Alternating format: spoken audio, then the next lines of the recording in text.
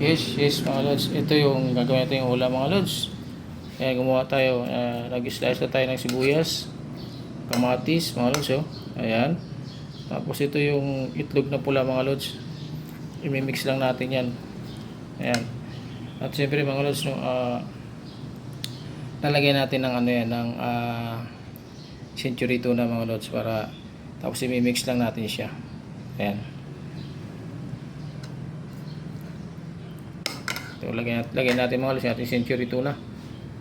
Ayan. Okay. Tapos i-mix lang natin siya mga lods para maghalo-halo siya. Ayan. Pag na-mix natin yan, okay na. Kaya na mga lods. Okay. Ayan.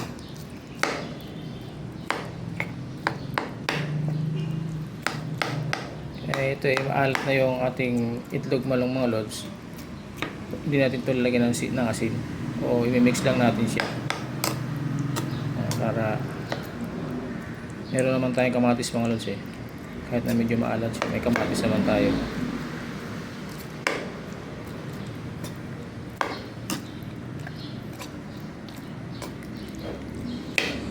Mikos lang natin.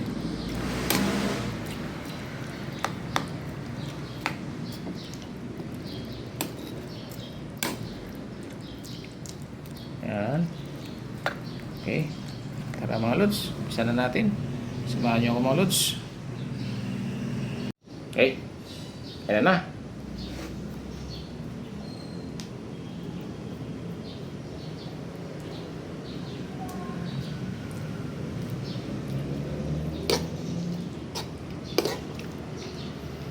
Tikman mo natin mga lods.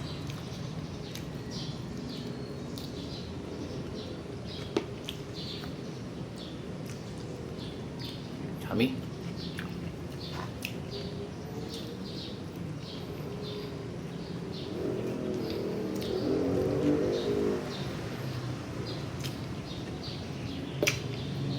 Nagpapasarap dito mga lods yung sibuyas